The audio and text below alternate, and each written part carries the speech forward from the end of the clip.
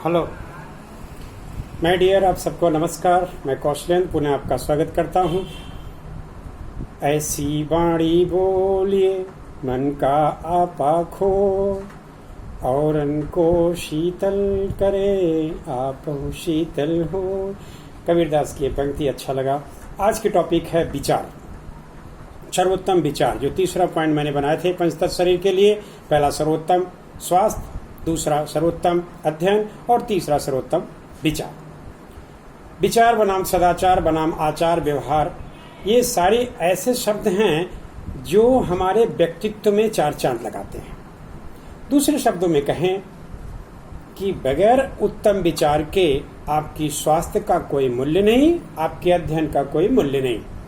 यानी आप एक स्वस्थ शरीर लेकर के भी, अच्छे अध्ययन पा करके भी यदि उत्तम विचार नहीं रखते हैं तो आप वैसे ही हैं जैसे एक पुष्प खिल तो गया पर न उसमें रस है न उसमें सुगंध है, इसलिए वो किसी भ्रमर को अपनी तरफ आकर्षित नहीं कर पाएगा। वो सिर्फ एक अभिमान का जीता जागता चलता फिरता पुतला से अधिक कुछ नहीं।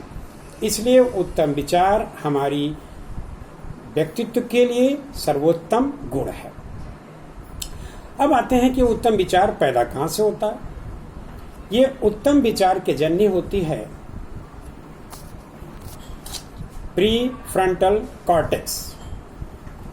जी हाँ, हार्वर्ड विश्वविद्यालय के साइकोलॉजिस्ट, न्यूरोसाइंटिस्ट प्रोफेसर एलिजाबेथ फेल्पम ने एक रिसर्च किया और रिसर्च में उन्होंने यह सिद्ध किया कि प्री फ्रंटल कॉर्टेक्स हमारे इन विचारों के लिए बड़े उत्तरदायी होते हैं। इन पर थोड़ा भी तनाव इन्हें क्षति पहुंचाता है। हमारा मस्तिष्क एक जटिल कोशिकाओं का भंडार है। इन्हीं के बीच में ये प्री फ्रंटल कॉर्टेक्स रहता है, जिस पर की शोध करके उन्होंने बताया कि इसी प्री फ्रंटल कॉर्टेक्स का काम है सोचना, विचार करना, योजना बनाना और यहाँ तक कि उसे लागू करना। ये मुझे धैर्य देने की शक्ति भी देता है, अर्थात सहनशीलता भी हमारा प्री फ्रंटल कॉर्टेक्स के सक्रियता पर निर्भर होता है। इतना महत्वपूर्ण मस्तिष्क का यह अंग यदि थोड़ा भी तनाव में आता है तो सिकुड़ने लगता है और हमारे काम पर इसका प्रभाव पड़ता है। ऐसा प्रोफेसर एलिजाबेथ ने प्रूफ किया है अपने हाल ही की रिसर्च में। अभी हम एक और उदाहरण लेते हैं कि प्री फ्रंटल कॉर्टेक्स के तनाव में आने के बाद हमारे काम पर कैसे प्रभाव पड़ता है। इसके लिए स्टैनफोर्ड के विश्वविद्यालय के एक प्रोफेसर एंथनी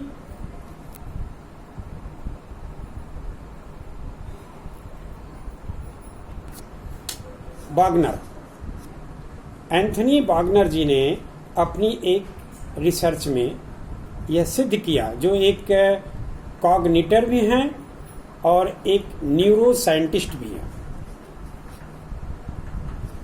उन्होंने 38 लोगों की एक टीम बनाई, इसे 19-19 वर्गों में बांट दिया और उन्हें बताया कि आपको एक निश्चित स्थान पर पहुंचना है। उसमें एक टीम को उन्होंने बता दिया कि रास्ते में आपको शॉक लग सकता है, बिजली के झटके लग सकते हैं, और एक टीम को ऐसा उन्होंने कुछ नहीं बताया। दोनों को नियत समय पर छोड़ दिया गया। दोनों अपने अपने लक्ष्य के लिए चल पड़े। चौंकाने वाले रिजल्ट निकले।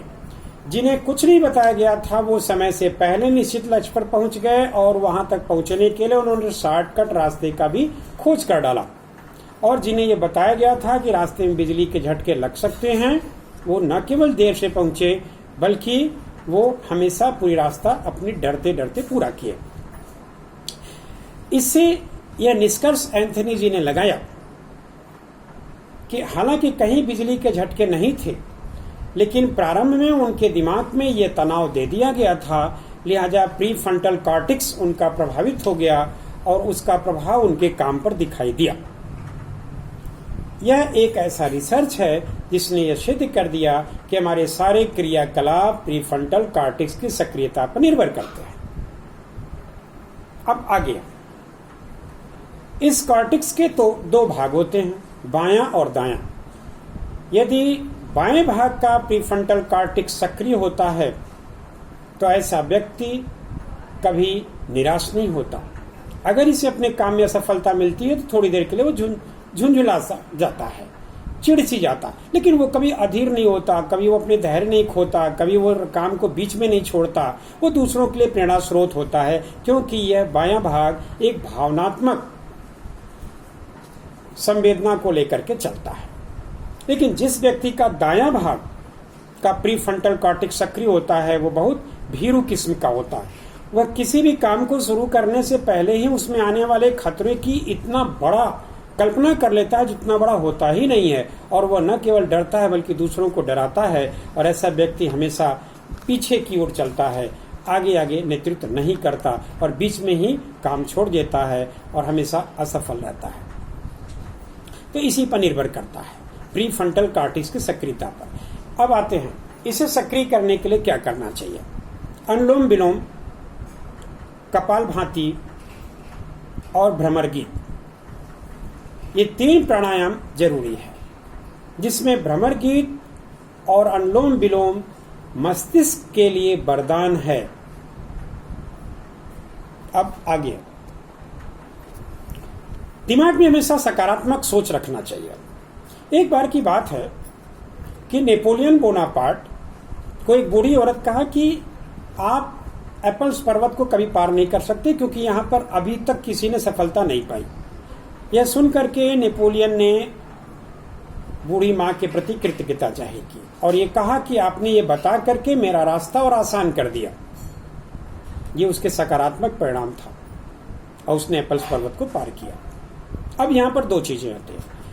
इस बात को एक नकारात्मक सोचने वाला व्यक्ति अगर लेता तो कहता कि जिसे कोई नहीं पार कर पाया उसे मैं क्यों पार करूं, या मेरे से कैसे हो सकता है, संभव ही नहीं है। और एक सकारात्मक परिणाम सोचने वाला व्यक्ति ये कहेगा कि जो काम कोई नहीं कर सका उसे मैं करूंगा, आनंद दुगना होगा। यही है सकारात्मक सोच का जादू। विवेकानंद जी ने कहा है कि जैसा आप सोचोगे वैसा आप बन जाओगे। यानी आप अच्छा सोचोगे, अच्छा बन जाओगे, स्वस्थ सोचोगे, स्वस्थ बन जाओगे। जिस तरह के बीज अपने दिमाग में बोओगे उसका फल फूल आपको मिलेगा। यानी उस तरह का बीज वृक्ष में बदलना ही बदलना है। इसलिए कहा जाता है नकारात्मक विचार अपने मन में कभी न लाएं, और जब भी नकारात्मक बात मन में आए उसे कल पर सोचने के लिए टालते जाएं। हमेशा अच्छी और सकारात्मक बातों को दिमाग में जगह देनी चाहिए। इसलिए कहा जाता है कि विचार रूपी विद्युत तरंग को हमेशा सकारात्मक वोल्टेज से रिचार्ज करते रहिए। यही सफलता का मूल मंत्र है। इसमें साधन की कोई मायने नहीं रखती। अगर व्यक्ति का मन में सकारात्मक भाव है तो अंधेरे में वो रास्ता खोज लेगा, अगर भाव नहीं है तो वो सूर्य के उजाले में भी आंख बंद कर कर अंधेरा देख सकता है। इसलिए सब कुछ आपकी सोच पर ही निर्भर है, उत्तम सोच पर निर्भर करता है। 1-2 और उदाहरण ले लेते हैं। जैसे दशरथ मादी का आपने नाम सुना होगा।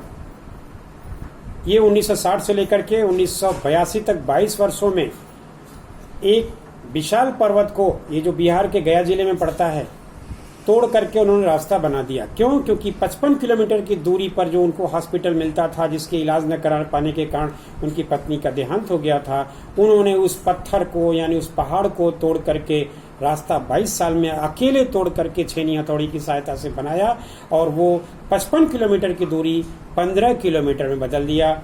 उन्हें हम सलाम करते हैं। ये दशरथ माझी है।